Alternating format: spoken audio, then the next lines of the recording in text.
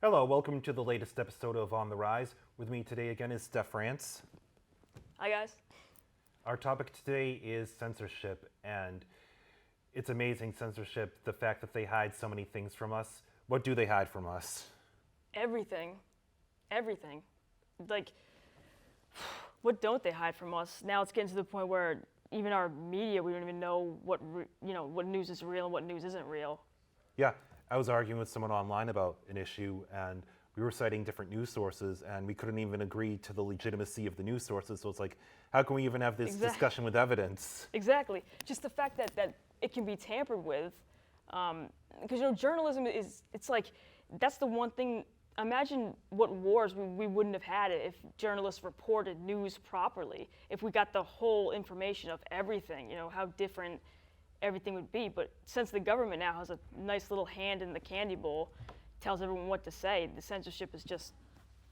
How about those? Oh man, the fact checkers they have now for CNN. Yeah, I've seen those lately. Yeah. Oh man, it's like during the debate, it's like false and like a little meter, like 5 seconds after the question was asked. It's like really in 4 seconds they're really Googling it and figuring it out. Actually, to be honest, I kind of agree with Mr. Wallace's approach, where it's the opponent's job to fact check the other person. Definitely, as opposed to yeah. the moderators. The moderators are just supposed to say, you've gone over the line, or you've gone over time, or get back on topic, things like that. That should be the role of the moderator, not to actually be Fact check. in the debate. No, I totally agree. How about how do you feel about what's going on now with the whole? How do you feel about hate speech? Because I feel like that's censorship in a way. It depends. I think that hate speech should be heard. I'm not a fan of it, but free speech is free speech. It's not something I approve of, but it's there, and you shouldn't hide it. No, that's a good. I respect that. That's exactly how I feel about it. It's not good, but it's important that people are allowed to say what they need to say, right?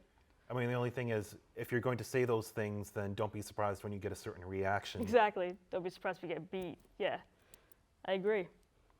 At least we're not banning books. Are we still banning books? Do they still do that now? I'm not aware of any books having been banned, but I think there was Uncle Remus. I don't know if that's actually been banned. Oh, I've never even heard of that. Oh. What's it about? Something written by Mark Twain, and they were depicting slavery in a positive light, but it was just showing society the way it was at that time, similar to Gone with the Wind. Oh. Well, I can see how that is. Yeah, it's kind of sticky. Yeah. But with film, censorship, you have G, PG, PG-13, R, NC-17, and I have some contentions with rated R and rated NC-17, but what are your issues with censorship in films first? I don't think that. I feel like there just really shouldn't be that much censorship. I mean, obviously for kids, I feel like there should be like a G, but other than that, it's like you're just getting into details then. You know what I mean? If it's like swearing, gore, nudity, whatever, just it's life. It's just kind of how it is. I'm just not a big fan of any kind of censorship. What are your views about it? Okay, PG-13, I absolutely hate that rating. Yeah. I mean, PG-13 to me is either an amped up rated PG where they threw stuff in that didn't belong just to get it a higher ratings, Yep. or it's an R-rated film where they literally cut the guts out of it to make it PG-13. PG-13 violence is actually worse than R-rated violence in my opinion, because in rated R, you see the consequences. In PG-13, you don't. You can blow away 50 different people. There's no blood, there's no guts, there's no carnage. It's just like the lives become totally disposable in a PG-13 film. No, I agree. I mean, personally, it's like when I see a horror film and you see one that's PG-13 and you see one that's rated R, I'm going to go see that rated R. Yeah. Because you want to see all that nasty stuff. I agree. They just try to knock it up to PG-13 so that people will be more, into it. I feel like rated G now is kind of a bad stigma. Rated G almost doesn't exist anymore. Rated G means this is a Disney film. Rated PG Disney, means yep. this is a Pixar film. And then PG-13 is like the rating for almost everything else except for a couple of R-rated films. One summer, I went to a theater and I didn't go to see any of the movies, but virtually all of them were PG-13. See, it's just so boring. PG. What is it, like swearing? That's it? I think it's swearing, and you can drop one F-bomb in a PG-13 film in a non-sexual context. No, that's boring. Yeah. That's just boring. How about, do they censor art nowadays? Well, I know they used to back in like the early 1900s for politic-wise, but I don't think. Wait, that's not true. If there's nudity, for instance, they limit it to 18 plus, but otherwise, I think that censorship is relatively free and it's being allowed to be expressed. The only problem is distribution. If you have anything objectionable, it might not be distributed, but because of the internet, anyone can access the art online and find it. or if it's that what do you call that woman? She was just in the news today. She does that motion art. I forgot what that's called. Performance art, where she would play with blood and stuff like that. Wow, I hadn't heard about that. Oh yeah, she's super. Well, she's just like being known now, but she's like 70 something. She does a lot of. She would like run straight into walls. She'd like stab her own hand and stuff like Wow. that. Creepy. Like one of them was in the New York Museum, and she just sat and stared at people like eye contact for like 8 days nonstop. Just people just waited in line and just to have like some of this, and that's it. Wow. It really, I mean, but good. Hey, good for her if she can make a living out of that. I mean, That's interesting. it is. I'll give you the name of the woman after we later on, but definitely check her out. She had made a documentary. It's really really good, real gory. But with R and NC-17 films, I think that basically the difference is R means violence, NC-17 means sex, and the odd thing is, rated R, you can see that if you're under 17, if you have a parent, but you can't see NC-17 at all. So I don't understand that. If you're old enough and are mature enough to handle an R-rated film, you should be able to handle an NC-17 film. I don't see where the difference is. I don't see the difference either. I remember the NC-17. Are you allowed to? There's one where you can't bring people with you who are like under 18. Yeah, that's the NC-17 film. So you could be like 18, but you can't bring anybody. That's weird. That's just stupid. I mean, just G. I don't know, PG-13 maybe, but just R. There's just freaking two of them. Well, I'd define the ratings the way they should be as for kids, technically not for kids, but they can see it, and for adults, period. Just 3 ratings. 3, just like kids, young adults, teens, adults. Yeah. Works. But censorship in America compared to other countries, it's kind of interesting because in a country like Iran, where my father is from, in certain films that are from America, I love you is censored out. So you can't say that phrase. Really? Yeah, really. Anything else? Is it? Basically, they're not big on romance, they're not big on sex, but they love their violence. But we're talking about the Middle East here, so. Right, yeah. But North Korea, they have all sorts of, aren't they, like, I guess in the documentaries I've seen at least, when you turn on the TV, people would turn on TV and it's just all like anti-America, pro-North Korea stuff, and like super censored. Like no American movies at all get in there. Well, yeah, if you say anything unfavorable against the North Korean government, they'll probably kill you. I mean, they detained those people who were just visiting. They crossed over to the wrong side of the border. Wait, no, that's Iran.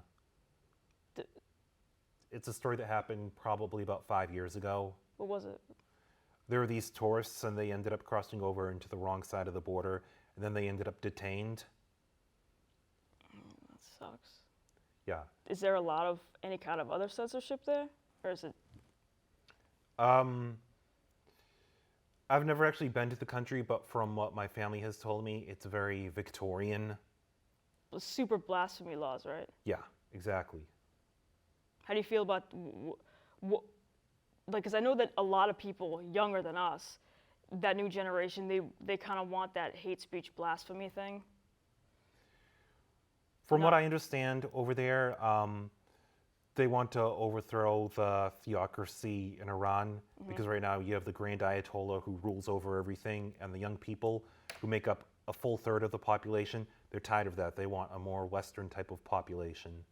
So it's just a matter of them becoming powerful enough that they become the dominant force. So I think that in our lifetime there will be another Iranian revolution because there are a lot of people who disapprove of the way life is over there.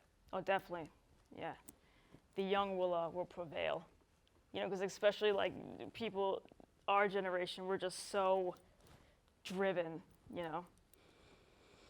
And that's what the people below us, grade-wise, they've got talent in protesting. I mean, I've seen some good protests going on. They can really draw a crowd, you know what I mean? Yeah, look what happened in Egypt. So. But then there's censorship in public. People are very careful about what they say or what they think. Would you consider political correctness to be a form of censorship? Yeah. No, yeah. I think that there's a line between being polite and then censorship. So like you could be polite and not say certain things because you don't want to hurt someone's feelings. Right. But if you're not allowed to say something because you're afraid of you know, persecution or, you know, being like bullied on, then I think that that's a big problem. Which is, I heard it's happening around here. I haven't personally been bullied, but I mean, I just hope it doesn't get like that. Especially with all these, not to make fun of everyone, I'm not making fun of anybody, but right. You know, this is going to be kind of like a weird, social justice warriors, like how they're getting really, they're getting real crazy. They're just anyone who's for a cause. Right. It just protests all day, every day, 24/7. I have an anecdote for you. I was a student at Bridgewater State University, and there was a club called WEEP, working to end animal punishment, and they were against animals getting butchered. So there were these turkeys who they let loose, and then the turkeys ran out into the wild, and then they got gobbled up. Oh, that sucks. Yeah. Yeah. So I don't know what happened to the group afterwards, but I mean, sometimes you try to do something nice and then it turns out not to be what How do you thought it come would back be. from that? Like, how do you? Oh, that's terrible. We were watching SJW Fails on YouTube, which is hilarious. Everyone should do it. And this woman was like stepped into a restaurant. She's like talking about her child, and she's going on about how they were so like upset, and she saved them. But she's in a restaurant and she's talking about chicken they're eating. And so then all these people just started coming in. Now, I have nothing against like vegans or vegetarians, whatever. But I mean, there's a point where it's like, let people just be happy. You don't have to come in and start crying and holding up signs. Like, Right. you know, you're eating our kids. It's like, relax a little bit, you know? I'm a firm believer in picking my battles. Exactly. Pick your battles. Spend your time on something that's like useful. Must have been real awkward for people eating though. Could you just imagine? Just awkward. Yeah. Yeah, personally, when I'm going out to eat, I'm just going to have what I'm going to have, and I'm going to hang out with my friends or my family or whoever I happen to be with and have whatever discussion I'm going to have and then leave.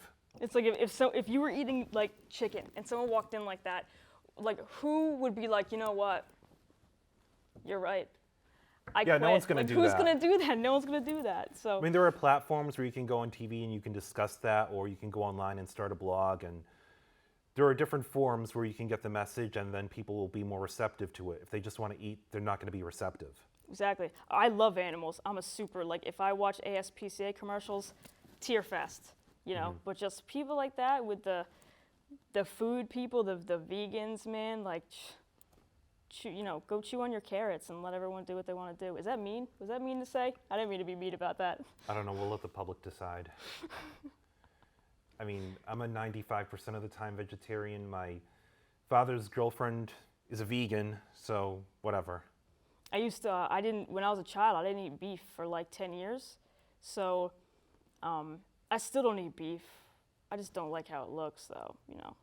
But I eat chicken, fish. I mean, who cares? Like vegan, whatever, just as long as, you know, you're not, it's like kind of hanging out with that friend who every time you're eating, they're like, you know, that cow had a family. It's like, you know, just chill. You know what's kind of strange with fish? It's always kind of chewy, so it's kind of strange to eat to me. Fish can get weird. Tuna, I used to like tuna. I don't like tuna anymore. How about sushi? Do you like sushi? No, I don't have the guts to try sushi. It's raw. You never tried it? I mean, I've tried like non-fish sushi, but I can't get past the idea of eating something that's not cooked. Yeah, no, I hear you. But one day, you should just load up, have a couple wines, and then go try some sushi. I'll try it. So one time, I got food poisoning due to poor preparation for Chinese food, and then I ended up in the hospital for 4 days. I lost 20 pounds because, had a very violent Oh, that's reaction to the food rough. poisoning. That's rough. Where? Was it around here? It was in Brockton. All right, note to self. That's tough. I never had food poisoning. You don't want to have food poisoning. I would trust me. never. Man, that must have been tough. My kidneys shut down, and I had an IV pumped into me, and I was in the hospital for 3 days. So you took a break from Chinese then, I'm assuming? Nice Yeah. long break? Yeah. Yeah, I'm a fan of Thai food myself. But anyway, back to censorship. Censorship of books. They used to ban books. Back in the day, right? Book burning? Burn this book. Ugh. I love books. I can't burn a book, man. I feel bad. Do you read a lot? I do sometimes. I should probably read more. Reading's great. I've never read a book worthy that I think would even be so bad to be like, ooh, gotta ban this one. Like, I've never read any kind of book that could be that bad. A book that I recently read, super downer, don't read it when you're depressed, 1984, have you read that? Yes. I'm like halfway through it, I took a break, I'm just like, it's one of those books you can't read before bed because it puts you in that mood. You just gotta shut it and just, work on it when you're in a better mood, but that book's, man, that's a creepy book. You know what's scary? Brave New World, social engineering. You're an alpha, you're a beta, you're a gamma, you're a delta, you're an epsilon. You're this, and that's all you're ever going to be. And that's scary because there are certain people who actually think that. They won't grow beyond what they are because they think, well, I'm just this. That's like a learning mindset and a learned mindset. It's like people think they just the way they are and that's that and just don't do anything. And the people that know they can improve and improve. How do you feel about, not to get into this because Brave New World, all that kind of theory-ish, AI. What do you think about that? You think that's a bad idea for people to get into it? Actually, I'm not afraid of artificial intelligence so much as I'm afraid of artificial stupidity because sometimes a GPS just doesn't know what it's telling you. Right, yeah. It's like left, right, left. Like mine lies. Mine says right, but the arrow is like left. Or look at smart technology. It just goes the complete total opposite of what you want it to do. It comes up with an idea and you're like, no, that's not what I want you to do. Do something else. So I have to tell it what to do. So we'll deal with artificial stupidity, which will get us killed long before artificial intelligence. For artificial intelligence itself, people are saying it's going to be the end of the world, but if artificial intelligence is smart, it's not going to end the world. It'll find a way to continue it in some way. I agree. I think that they just said that they taught two AIs to tell secrets to each other. Really? Yeah, like in like a secret code, which makes me mad because I want to be in on the secret. You know what I mean? So it's like I wouldn't want machines like whispering behind my back, like doing things like that. I feel like if it was an AI and it had like a personality and feelings, whatever they think it could have, I feel like I'd treat it as as nicely, obviously, but what I wouldn't like about it is the fact that it can be controlled by somebody else that could get all that stuff. Right. So. You know what they recently had? They recently had a computer put together a film trailer for a film. And that was interesting to see because I thought, wow, this is exactly the way a film trailer should be. Yeah. So I'm wondering if artificial intelligence can actually come up with something beyond what it's programmed to come up with. Can it extrapolate beyond its original programming? Because presumably we have programming and we're extrapolating beyond it, possibly, maybe not. But could a computer do that? Could it think of its own independent thought? Right, that's always a theory. It's like, if it has its independent thought, then could it kind of figure out if you don't like it, and then can it like do things that you can't shut it down, and then it's but we've yet to see. I mean, who knows? I feel like there's so much technology that no one's even telling us about yet because I feel like they just have more than they're letting the public have. So who knows what's really out there right now. I know that they can, I YouTubed this a while ago, totally freaked me out. They put a rat brain into a machine Okay. and this machine will go, and it'll like learn to go like right and left. It'll move on its own, powered off the brain. But the problem is after 3 months, it just kind of stops moving. So that's not actually a purely technological mindset. That's Right. part biological. So you really have a cyborg. Right. It's As creepy. opposed to an It's android. creepy. Yeah. Wow. Interesting to watch though. I'd have thought when you're looking at artificial intelligence, they'd have their own opinions eventually, and they'd probably be the most dispassionate observers ever. They would have non-bias because they have no emotion unless you find a way to actually program emotion into them. Yeah, they'd be like, that sucks. Like, yeah, they'd probably hurt your feelings a lot if you wanted an honest response about something. They'd be like the most objective things, but are you aware of the concept of anti-process, where you interpret one thing one way and someone else interprets that same information the exact other way? So when you communicate the information and you have one thought to another person, they interpret it a totally different way. So the disconnect with the interpretation, that's called anti-process.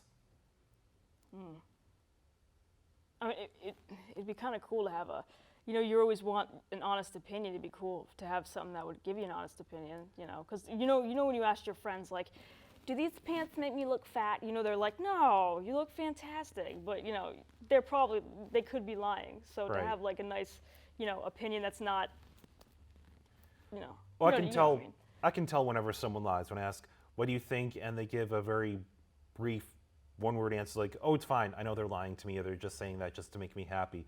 If they're like, "Wow, that's awesome," or they go into detail, then I know they're telling the truth. So I always know when someone's not telling the truth to me about what they think of something. You have to like kind of dig for critiques because no one wants to say something bad. You have to like dig for it. You got to be like, no, seriously, pretend that we all know that this sucks right now. What's the worst thing about it? Like you really got to push people into it. Well, people are polite, but it'd be cool. It'd be cool, like I said, to have an objective, another opinion that you don't have to. You know what I'm saying? Yeah. Yeah. But that actually is in itself another form of censorship. They're like, should we tell the truth or should we just tell the white lie? And the white lie, that is the original basis for all of censorship, I think, other than we can't have this thought because it challenges the very fabric of society. Yep. Like Darwin and evolution.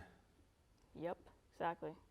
For all we know, he's not the first person to even come up with the concept of evolution, but that knowledge has been suppressed. This is going to sound a little cuckoo, but so Darwinism, there are a lot of scientists and archaeologists who have come forward who have found very, very old fossils that kind of really contradict Darwinism's theory, and scientists have kind of pushed them aside and really humiliated them. And then these scientists have said, oh, if so-and-so knew about Darwinism, then they would know that that's not accurate. So they're kind of like relying on a book as opposed to facts, and they're being kind of censored because it doesn't agree with the book. I feel like, that's archaeology and stuff. I'm into weird things like that. Yeah. Well, the thing is, we're looking at carbon dating and how old these fossils are, and do these beings currently exist right now? And that's where evolution would make sense if we find like earlier versions of humans, and it's like they used to look like this, but now they look like that. Yep. So that's clearly evolution. Either that, or there are a whole bunch of human races, and we killed them, and we're the survivors. We won. It's weird.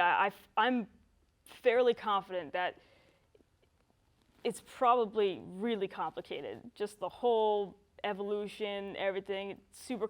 I don't think that because Darwinism probably whatever. It's probably real evolution, things like that. But what if there's like other things that people just aren't kind of putting forward because it's not going to agree with Darwinism? So it's like everything is kind of censored just so that everything will fit into place. Do you know what I'm saying? Right. So I feel like that's been going on in the archaeology, like in that whole world. I read a few books about it.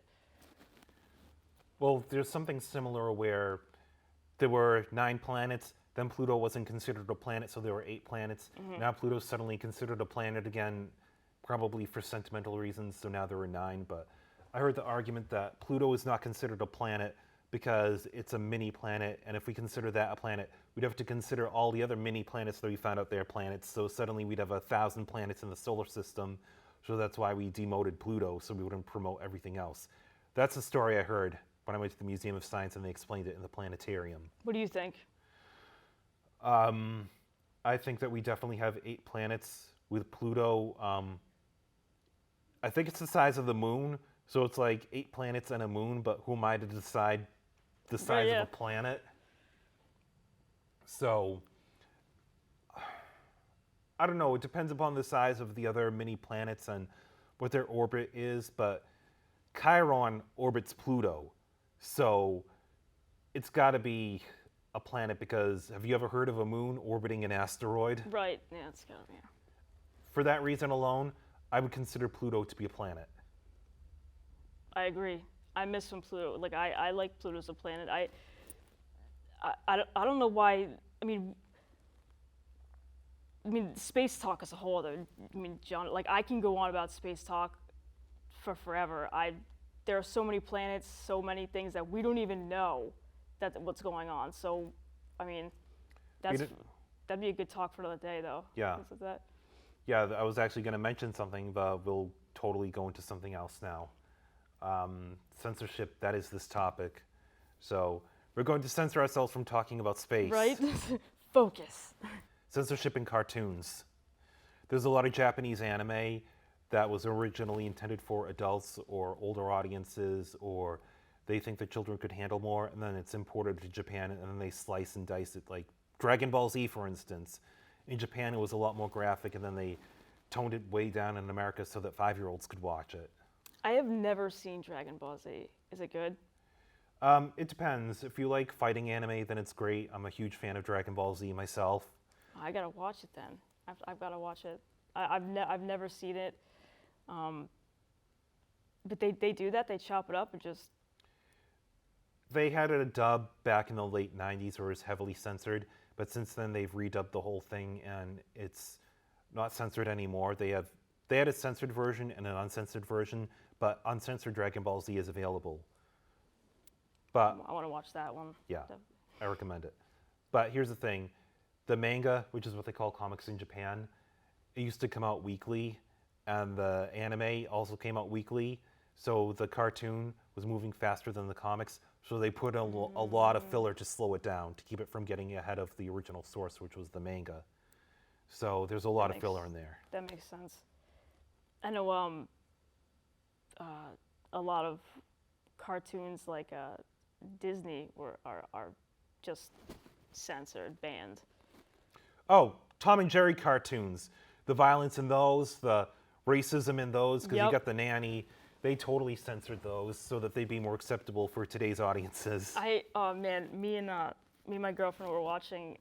This is gonna sound terrible, but we were talking about banned cartoons, and we're like, well, how bad can these cartoons be? So we were on YouTube. We looked up Sambo. Never heard of it. It's like the most racist cartoon ever. It's like bad. But it's like, okay, well, that's understandable. I can get why you would ban that because it's really just, it's like, people always like say racism, but it's like, this is like racism, like bad.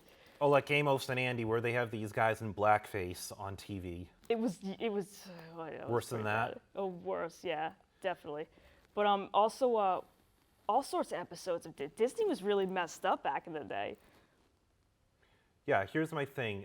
Earlier I said that things shouldn't be banned because they should be there to see, but there should be warnings ahead of time. This is what you're watching, and unlike public television, I wouldn't air those openly racist things because I wouldn't want, if I were a station, I wouldn't want people to think, oh, I'm racist. I would want to avoid that like the plague, but. Yeah, you also it's not something you want to show your kids. I mean, it should definitely be like a, you know, get your kids out of the room now kind of Bad warning. behaviors get picked up. Exactly. But yeah, cartoons are banned. But that's why you have the ratings. That way parents can decide what they actually want to show their kids. That's right. And on that note, thank you for coming again on to On the Rise. Oh, thank you for having me. That was Censorship, and thank you. We'll see you next week.